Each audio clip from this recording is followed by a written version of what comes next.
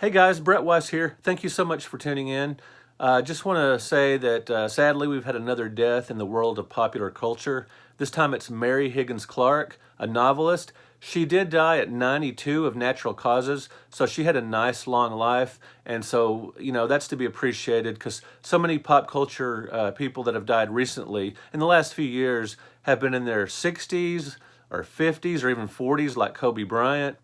We've lost a lot of pop culture figures that have meant a lot to me growing up, like Tom Petty, Prince, um, let's see, Glenn Fry, which was a big one, and just recently Neil Peart, and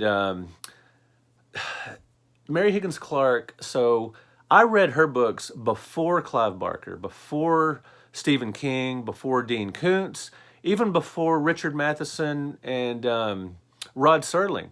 I read her books as a young kid, and my mom would take me to used bookstores like Half Price Books and this great independent bookstore called the Book Rack that just had stacks and stacks of books to the ceiling. You would go in there and it was just like a maze with these musty old paperbacks just stacked to the ceiling in these narrow aisles, grouchy workers.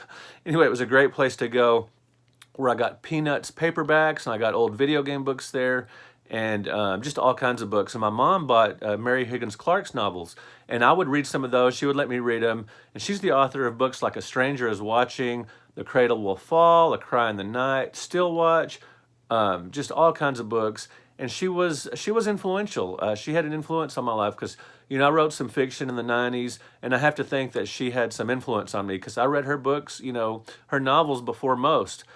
I read H.G. Wells before her, like War of the Worlds, but not too many novels before Mary Higgins Clark. So rest in peace, Mary Higgins Clark. I'm sad to hear of her passing, but again, she died of natural causes at the age of 92.